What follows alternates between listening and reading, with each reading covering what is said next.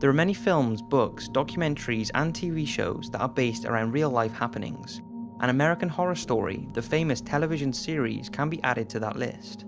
Most of the program's characters were created using the inspiration from real events and people, and I've already talked about a few before, such as the Black Dahlia, Schlitzie, and Edward Mordake. But here are 4 people and a place that have been the inspiration behind the show, all of which have a grisly and dark history. Twisty the Clown is probably one of the scariest and freakiest characters of all. With his disturbing mask and murderous antics, he really is everyone's worst nightmare. And the fact that he is a clown makes him even creepier.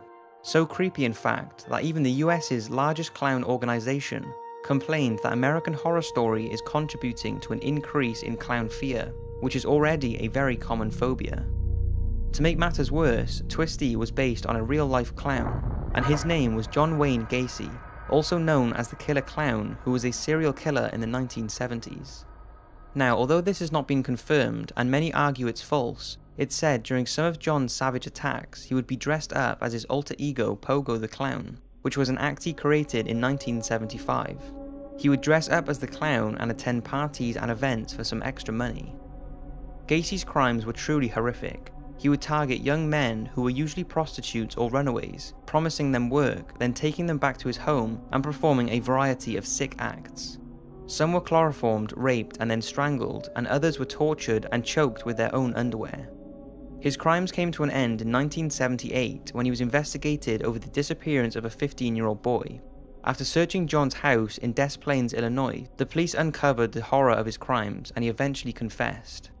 He admitted he had lost count of how many he had killed, but police found 26 bodies buried in the crawl space beneath his home, which Gacy said he had intended to concrete over. 3 further bodies were found elsewhere on his property, and he admitted to discarding 4 of his latest victims' bodies in the nearby Des Plaines River. Gacy was convicted of 33 murders in total, although it's thought there are many more unconfirmed killings. In 1980, he was sentenced to death, and after spending 14 years on death row, was finally executed by lethal injection on the 10th of May 1994.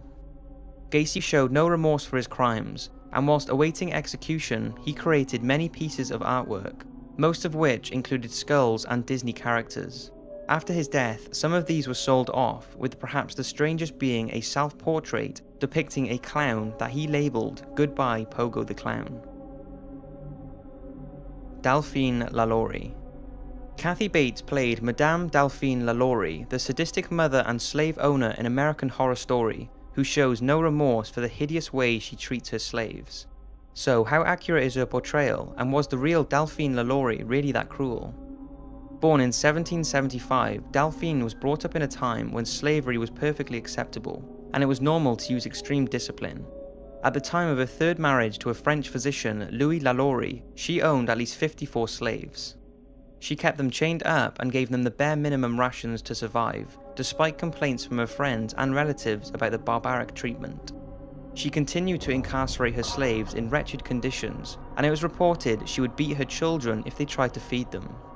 Then, in April 1834, a fire broke out at the LaLaurie residence. The fire was in the kitchen just below the slave quarters, and neighbours became concerned about the chained-up slaves being trapped and burned. After Delphine refused to hand over the keys to the slave quarters, the door was broken down. This is when they discovered the appalling conditions the poor slaves were living in. They were tightly chained together, and their bodies were covered in scars and open wounds. Apparently, 7 of the men were horribly mutilated and found suspended by their necks with their limbs stretched and torn. One of the men also had a gaping hole in his head that was apparently filled with worms. It's been said that the fire that led to the discovery of the slaves' barbaric conditions was deliberately started by a 70-year-old lady who was the cook, who was found chained to the stove by her ankle. She said she started the fire as a suicide attempt as she feared she was going to be sent for punishment in one of the upper rooms, and said that any slave who entered this room was never seen again. Shortly after the discovery, the LaLaurie home was ambushed by angry locals, and Delphine fled and is thought to have lived out the rest of her days in Paris, where she died and was buried sometime in the 1840s, before being exhumed and reburied in the St. Louis Cemetery in New Orleans. Although there is no actual record of her grave there, in the 1930s a man found an old copper plaque in one of the alleys at the cemetery. and Delphine Lalaurie's name was inscribed on it, stating her place of death was in Paris on the 7th of December 1842. Jimmy Darling. Jimmy Darling was a main character in the 4th season of Freak Show, and just a quick rundown of him, he is the illegitimate child of the bearded lady and the strongman. He has a condition called ectrodactyly, which means he has a deformed claw-like hand with digits missing, which earned him the stage name Lobster Boy. His deformities have been exploited all his life, with even his birth being a paid-for stage show. He is forced to perform in the Freak Show and can only dream of leading a normal life.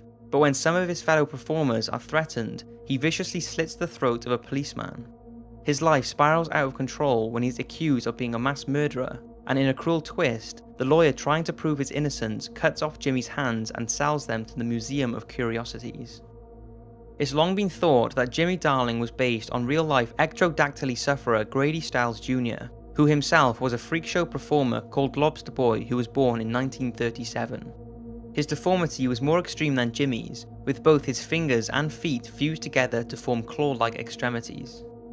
Grady was one of a long line of family members with the condition who all travelled around the country performing circus acts, earning them a very good living. And although Grady did marry and father 4 children, 2 of which were also affected with the condition, he, much like Jimmy Darling, dreamed of a normal life. Unhappy with the way things were, he became very abusive to his family and turned into a chronic alcoholic.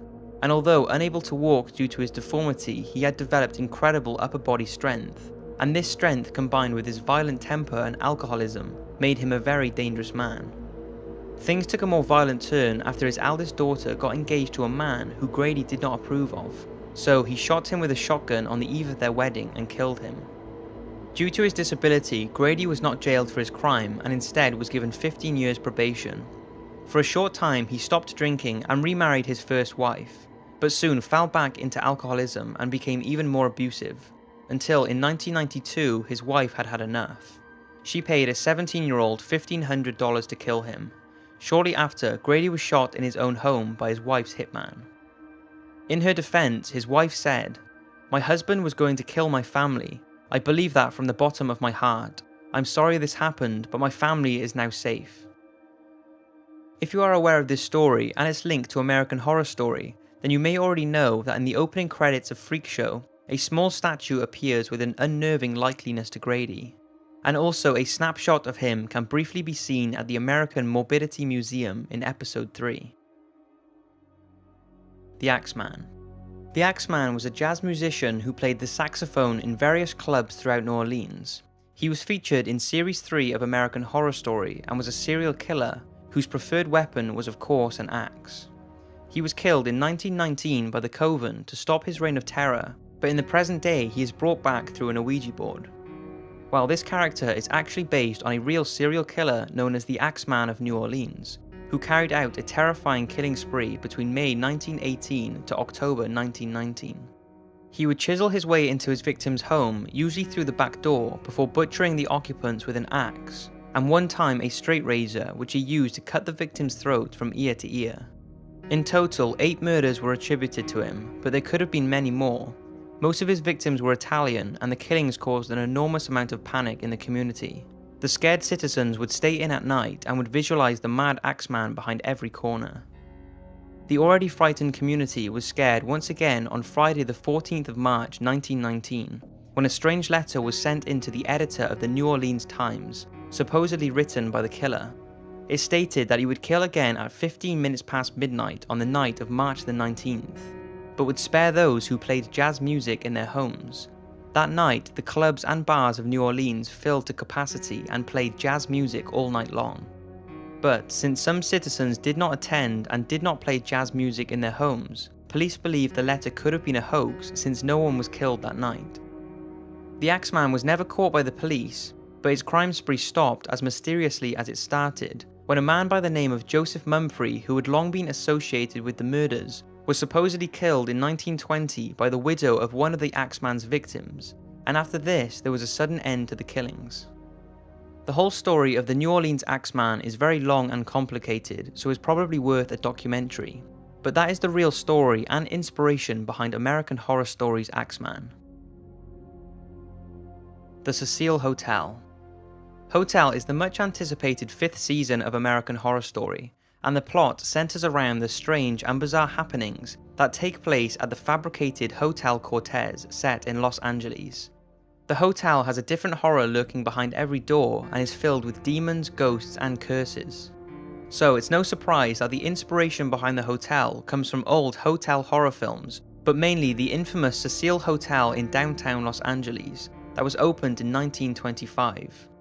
Now, if you've watched some of my other videos, you'll know this hotel is most famous for the place where Elisa Lam was mysteriously found dead in the rooftop's water tanks. But the hotel has also been plagued with seedy encounters, murders, and suicides, all of which were the inspiration behind the new season. For starters, the hotel was once home to the American serial killer Richard Ramirez, known as the Night Stalker, who terrorized Los Angeles in the 1980s, and was convicted of 13 murders. During his murderous period, he lived in a $14 a night room on the top floor of the Cecil Hotel, and after slaughtering his victims, he would dump his bloody clothes in the hotel's dumpster before returning to his room. Another serial killer, Jack Unterweger, stayed at the hotel in 1991 for 5 weeks, and during this time he murdered 3 prostitutes by strangling them with their own bra straps. In 1964, Goldie Osgood, also known as Pigeon Woman due to a love of feeding birds, was found stabbed, raped, and strangled in a ransacked room at the hotel. And to add to the hotel's reputation, her murder still remains unsolved. As well as murders, the hotel has also been associated with suicides. In 1962, Pauline Otten threw herself to her death from the 9th floor and landed on a passing pedestrian, killing him instantly. The hotel has also been a place where ghost enthusiasts go to investigate, and Ouija boards and demonic rituals are a common practice there.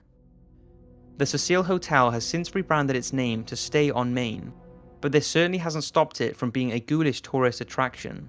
And with this new season of American Horror Story, the hotel has been filled with hordes of fans, often requesting to book the room Elisa Lam stayed in before her mysterious death. So that's 4 people and a hotel that was used as inspiration for the program American Horror Story.